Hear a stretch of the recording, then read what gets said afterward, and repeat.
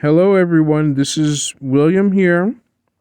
I'm going to read an article about the T-Mobile data breach. It's happened before and happened again recently.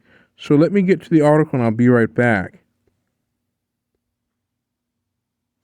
Okay, I'm going to read it. This article is actually posted on the Krebs on Security website on April 22nd, 2022. Leaked chat show lapses stole T-Mobile source code. I originally made a screen recording of this video, but I deleted it due to a mistake I made, so I had to delete and start over. Krebs on Security recently reviewed a copy of the private chat messages between the members of the Lapsus cybercrime group in the week leading up to the arrest of its most active members last month. The logs show Lapsus breached T-Mobile multiple times in March, stealing source code for a range of company projects. T-Mobile says no customer or government information was stolen in the intrusion. Lapsus is known for stealing data and then demanding a ransom not to publish it or sell it, but the leaked chats indicate this mercenary activity was on the list of interest to the tyrannical teenage leader of Lapsus, whose obsession with stealing and leaking proprietary computer source code from the world's largest tech companies ultimately led to the group's undoing. From its inception in December 2021 until its implosion late last month, Lapsus operated openly on its Telegram chat channel, which quickly grew to more than 400,000 followers after the group started using it to leak huge volumes of sensitive data stolen from victim corporations. I'm going to pause here and say, note, do not visit the websites that are mentioned in this Krebs on Security article. Do not visit any of the websites. Telegram is a encrypted open source messaging program app, but I do not recommend visiting any of these websites that I mentioned in the article. Just don't do it. Like, don't be that person that does that. It's bad. If you do, don't do it. But I'm going to discuss and continue.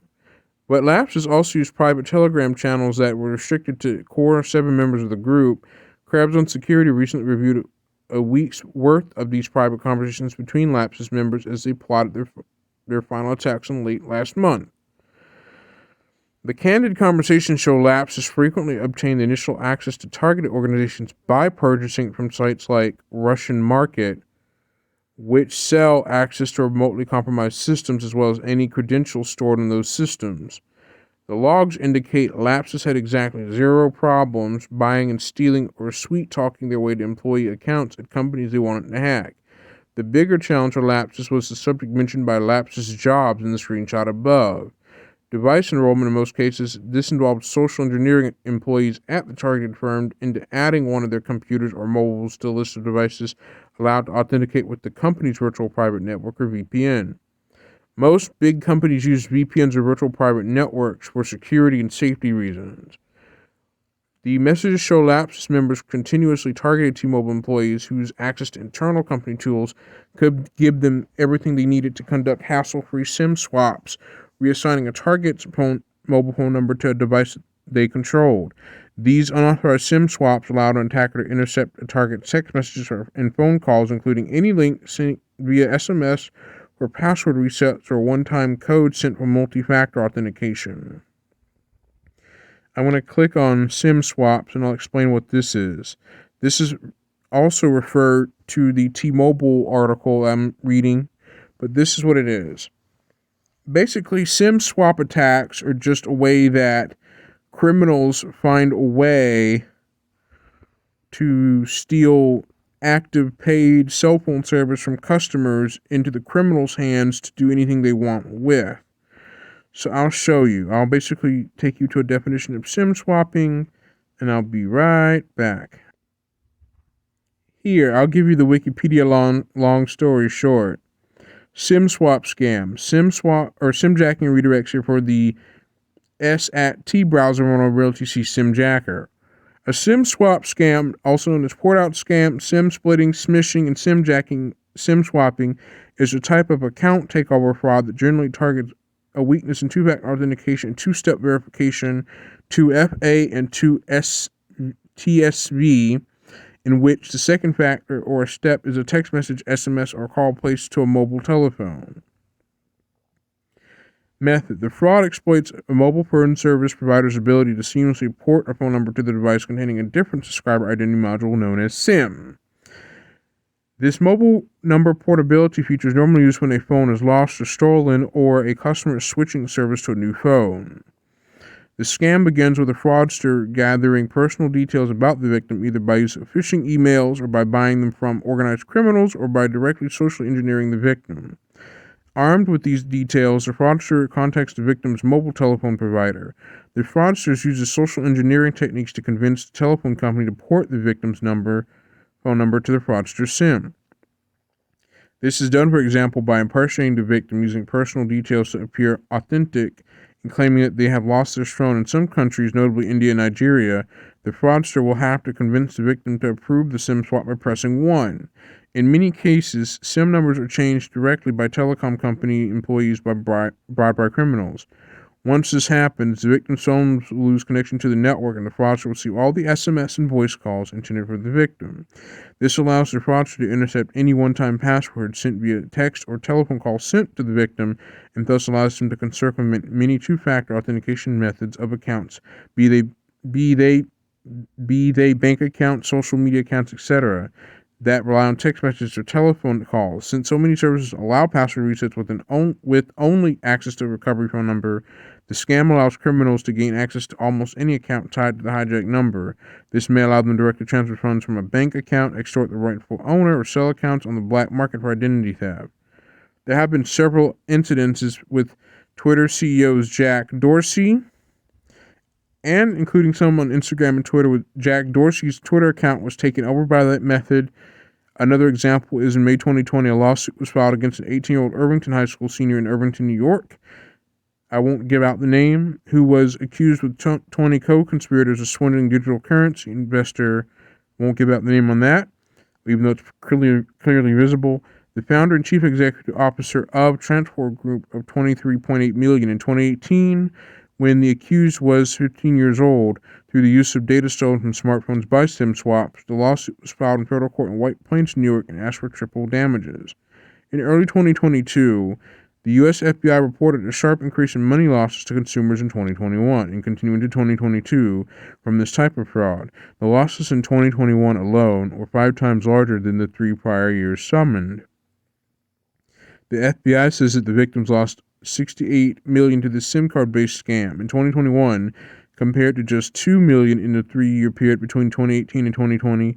The FBI received over 1,600 complaints about SIM swapping. In 2021, a sharp increase from 3 previous years. The SIM swaps happen quickly once the scammers have sufficient information to persuade a mobile phone carrier into assigning a stolen phone number to their phone.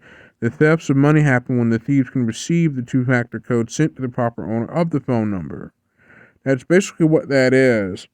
Twitter accounts are also affected as well. There's also mobile tower fraud too. Mobile tower and rental businesses offer a new form of mass marketing fraud in India. These frauds are unique to the Indian subcontinent. This does not occur in the U.S., however. Mass marketing fraud is defined as fraud committed via mass communication media using the telephone, mail, and the internet. Mobile tower fraud may be defined as a type of mass marketing fraud with advanced fee fraud characteristics, where the central scheme is installation of a mobile tower on the victim's property. The victims are lured by the promise of huge rental income. Mobile tower fraudsters are targeting individuals of all ages and demographics. With the telecommunications infrastructure booming in India to meet the socioeconomic requirements of the country, mass marketing fraudsters have seen a criminal opportunity in it. This is a mode of what it looks like. Fraudsters, here's how it begins. There's the victim. The victim deposits money to fraudster's account fraudster, and then it goes over to the bank. Then it goes, fraudster withdraws money as soon as deposit, fraud ring. Then it goes, fraudster sends fake papers to victim, then frequent mobile conversation between members of fraud and ring and victim. Victim calls the mobile toll-free for fraudster after reading online print classified newspaper mobile SMS. Fraudster gave the advertiser print in print media, newspaper classified, online classified, and solicitation SMS. That's mode of operation of mobile tower fraud. That occurs directly in India, but not in the U.S., however. This article you can just search mobile tower fraud on Wikipedia for more, and you'll get the full link to that. But this is called SIM swap scam. Basically, you're stealing. Basically, you the criminal, for instance, would steal service from a paying customer by attempting to take a customer's paid phone number through the cell phone provider, bribing the carrier or employees to swap the customer service away to the criminal that's taking the service. That's basically what SIM swap technically is, the long story short. Back to the T-Mobile article. Now, I'm not going to fully read out this article because it's going to be long. It would make the video length, but basically you can see all this by searching. You can type in krebsonsecurity.com, all one word. I'll show you up here. You can type in, show you that. But if you type in krebsonsecurity.com, you'll basically see the website URL, or you can get to that directly right there yourself to read the rest of this article if you want. If you want to. I just figured I'd make a video showing how SIM swaps and how cellular carriers, or no matter if it's a cell carrier or not, how companies get breached, how they get how criminals get unauthorized access to the company's internals and steal stuff that doesn't belong to the criminals and or uploads it to somewhere on the net and sells it on the black market in the criminal cyber ground to make money off of illegally directly. This involves T-Mobile, which directly has been breached. Now, you can basically pause the video and point and look, or use the slow-mo function on YouTube in the video directly for yourself to have a slowdown form of this to see for yourself. But there's other companies such as Microsoft. Lapsus has gone after NVIDIA, Microsoft, T-Mobile, EA has gone on after other companies, and some of the members of this group has made a fake fraudulent emergency data request EDR to Apple, which I'll show you what that is about. Hackers gaining power of subpoena via fake emergency data requests or fake EDRs. Criminals have filed a fraudulent EDR to gain fake requests, and this is also connected to the Lapsus group that's done the same thing with Microsoft, Okta, NVIDIA, and Vodafone. They've done the exact same thing to basically file fake requests. Even the BBC, or British Broadcasting Corporation, also has given details about this. So I'm going to hit on that and take you directly to the BBC article.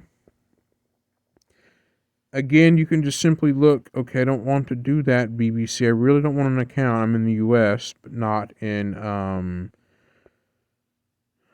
the UK. But here it is, directly in the BBC article. Directly. Now I'm going to get to certain parts. Playing online games. The boy's father told the BBC, I had never heard about any of this until recently. He's never talked about any hacking, but he is very good at computers and spends a lot of time on the computer. I always thought he was playing games. We're going to try to stop him from going on computers. The BBC has also spoken to the boy's mother, who do not want to comment. Basically, BBC has contacted the parents in the UK about the teens doing this stuff, and the parents thought their teens were playing games, but they didn't realize that until this came about. So that's basically what happened there, and that the long story short form of this. Basically, what I'm trying to say is teenagers, it doesn't matter if you're a teen or not, most teenagers usually are spending too much time on the computer gaming, which some may be gaming, some may be doing nefarious things on the net, and it's up to parents to monitor what their teenagers are doing on the net, whether it be gaming or social media, or if the teenager's doing heinous crimes such as breaking into companies and stealing source code from companies, things like that. And so I got this article directly from Krebs on Security, known as Brian Krebs. I'll show you who Brian Krebs is in a sec. Let me pause and jump to Brian Krebs on Wikipedia. Brian Krebs is an American security journalist, investigative reporter. He used to work at the Washington Post from 1995 to early 2009. He is known for coverage of profit-seeking cybercriminals and viewing hacker 0x80, who here is a hacker interviewed by Brian Krebs of the Washington Post about his lucrative business in running botnets on the internet. Now, I'm going to show you that his site, Krebs on Security, was actually knocked offline in a large direct DDoS or distributed denial service or denial of service attack directly. I will automatically tell you how he got swatted. On March 14th, 2013, Brian Krebs became one of the first journalists to become a victim of swatting. On December 18th, 2013, Krebs broke the story that Target Corporation had been breached of 40 billion credit cards. 6 days later, Krebs identified a Ukrainian man who Krebs said was behind a primary black market site selling Target customers credit and debit card information for much as US $100 apiece. In 2014, Krebs published a book called Spam Nation: Inside Story, Organized Cybercrime from a Global Epidemic to Your Front Door, which went on to win a 2015 Prose Award. In 2016, I remember this in 2016, and Krebs' blog was the target of one of the largest ever distributed denial of service attacks, apparently in retaliation of Krebs' role investigating the VDOS botnet. Akamai, which was hosting the blog on a pro bono basis, quit hosting his blog as a result of the attack, causing it to shut down. As of September 25th, 2016, Google's Project Shield had been taken over the task of protecting his site also on a pro bono basis. Google has a Project Shield that is an anti-distributed denial service, anti-DDoS service that is offered by Jigsaw, and it's a subsidiary of Google to websites that have media, elections, and human rights related content. Basically, Google has a Project Shield that stops distributed denial service attacks from hitting websites that have media on them that can cause the site to become an unintended target. Basically, I'm going to cut straight to it. Mr. Brian Krebs himself has actually gotten himself caught in a victim of swatting incidents. Also, let's see, I can jump to, hold on. An article by Krebs on March 27, 2018 on KrebsandSecurity.com about the mining software company Inscript CoinHive, where Krebs published the names of admins of the German image board program. As a former admin, as the inventor of the script and owner of the company, was answered by an unusual protest action by the users of that image board. Using the pun of Krebs, meaning cancer in German, which literally means that, which is a literal translation, they donated to charitable organizations fighting against those diseases, collecting more than €200,000, $245,000 USD, of the donations until the evening of 28th of March to the Deutsche Krebshilfe charity. I'm sorry to the people in Germany if I butcher that.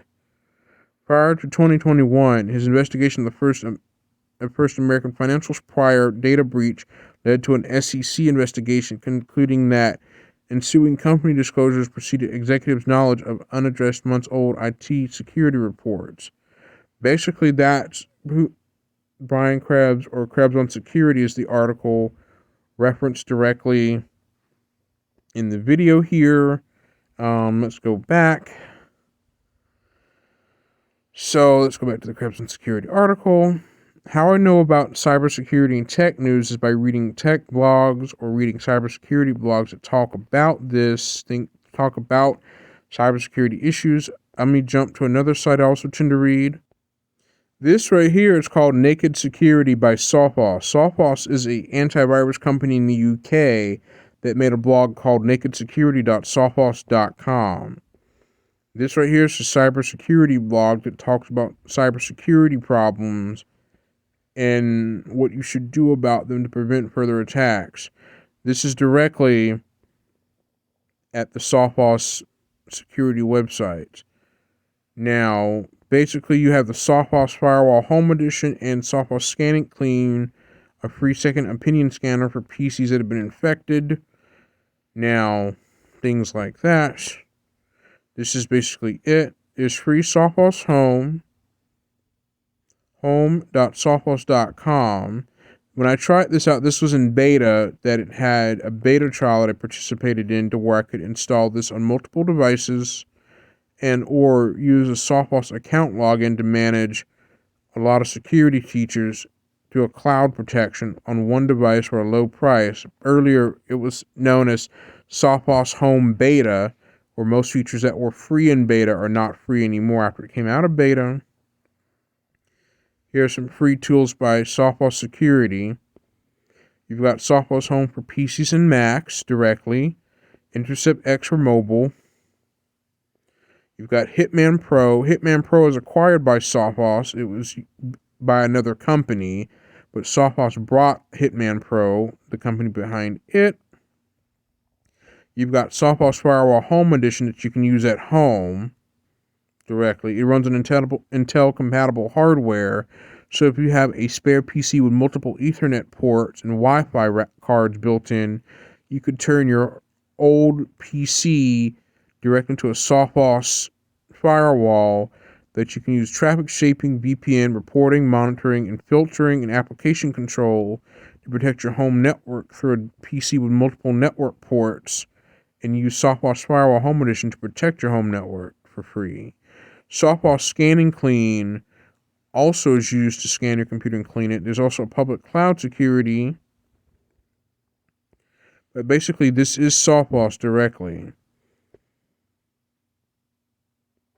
Softboss directly is an antivirus company that has helped out people in the security sector to prevent cyber attacks.